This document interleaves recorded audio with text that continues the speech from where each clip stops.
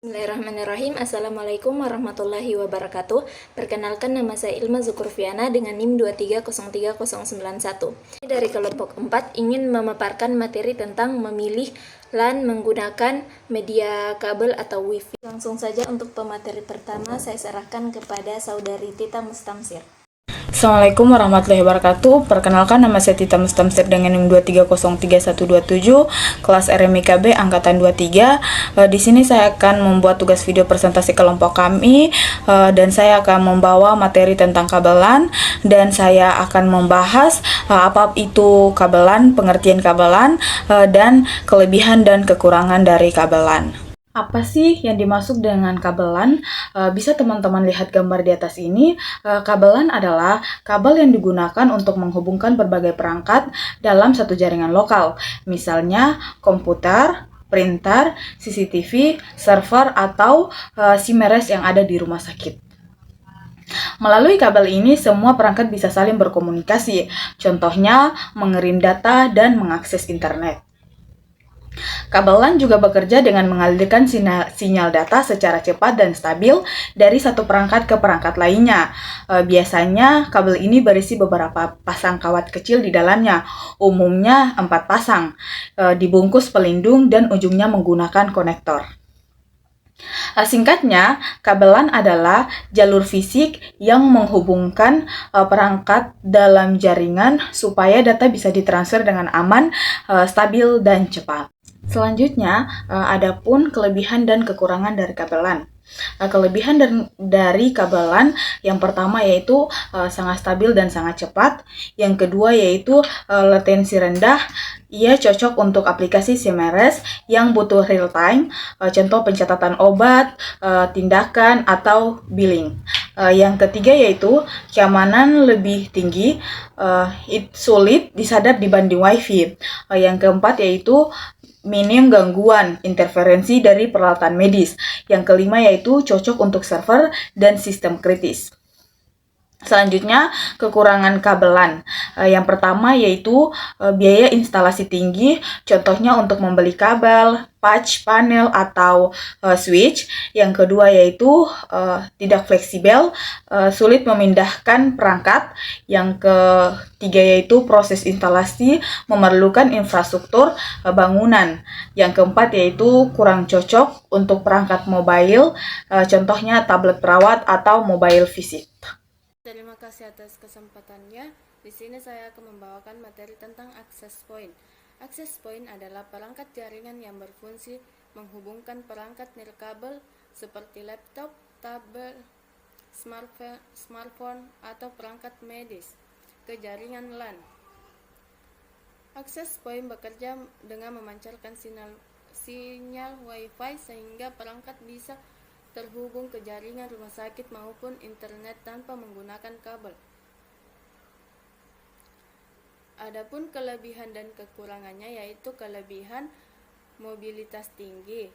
Staf bisa berpindah ruangan tanpa kehilangan koneksi. Kedua, instalasi cepat, tidak perlu menarik kabel ke seluruh ruangan. Yang ketiga, cakupan luas. Dengan beberapa access point, satu gedung bisa tercakup. Selanjutnya, mendukung perangkat mobile seperti tablet, laptop, pemindah barcode, dan wireless. Dan terakhir, scalable. Ya, itu tinggal menambahkan akses point jika penggunaan meningkat. Adapun kekurangannya yaitu sinyal bisa terganggu oleh tembok tebal, alat medis, banyak penggunaan. Yang kedua, kecepatan tidak setinggi LAN kabel. Yang ketiga, keamanan lebih rentan jika tidak memakai WPA3, LAN, atau isolasi jaringan.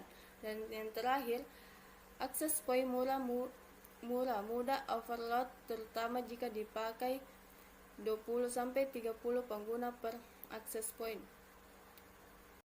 Baik, selanjutnya di sini saya akan menjelaskan mengenai dengan jaringan hibrid, di mana jaringan hibrid adalah gabungan antara jaringan kabel, LAN, dan jaringan nirkabel Wi-Fi via access point. Artinya beberapa perangkat penting ini saling berhubungan melalui kabel, stabil dan cepat. sementara perangkat mobile atau di area yang sulit dijangkau menggunakan Wi-Fi. Jaringan hybrid memanfaatkan kelebihan kedua teknologi sekaligus mengurangi kekurangan masing-masing. Di sini kelebihan jaringan hybrid itu yang pertama itu fleksibel, yaitu dapat dipakai di semua area, ruangan terbuka maupun ruangan tertutup. Kemudian yang kedua itu kinerja lebih optimal, yaitu kabel untuk kebutuhan berat, Wi-Fi untuk mobilitas. Kemudian yang ketiga itu luas jangkauan, di mana dapat menjangkau tempat yang sulit ditarik kabel. Kemudian yang keempat itu redundansi yang lebih baik, di mana jikalau salah satu jaringan bermasalah, jaringan lain itu tetap bisa bekerja. Kemudian yang kelima yaitu biaya lebih efisien, karena tidak semua ruangan itu perlu kabel dan tidak semua area itu butuh wireless. Kemudian kekurangan dari jaringan hybrid itu yang pertama itu konfigurasi. Konfigurasinya itu lebih rumit, biaya awal itu biasanya lebih tinggi, terus kebutuhan manajemen jaringannya itu lebih detail. Dari kelompok kami ini, kami memilih jaringan hybrid sebagai jaringan yang paling tepat untuk di bagian CMRS. Kenapa? Yang pertama itu stabilitas dan keamanan. Karena modul CMRS yang bersifat kritis seperti server, farmasi, kasir, rekam medis, radiologi, dan laboratorium itu menggunakan LAN kabel agar koneksi tetap stabil dan bebas gangguan. Kemudian, LAN memberikan keamanan lebih baik karena tidak mudah diakses di luar seperti jaringan Wi-Fi. Kemudian yang kedua itu mobilitas tenaga medis. Dokter dan perawat dapat mengakses CMRS melalui Wi-Fi di ruangan rawat inap, IGD, poli, dan area pelayanan. Kemudian sangat mendukung pengguna tablet, dan mobile EMR, perangkat visit pasien, dan alat portable lainnya. Kemudian yang ketiga itu redundansi dan efisien kinerja. Fallback system, jika jaringan Wi-Fi mengalami gangguan, perangkat kabel tetap berfungsi normal sehingga pelayanan pasien itu tidak berhenti. Kemudian mengoptimalkan kinerja jaringan tanpa harus mengorbankan kecepatan, stabilitas, atau keamanan kabel utama. Kemudian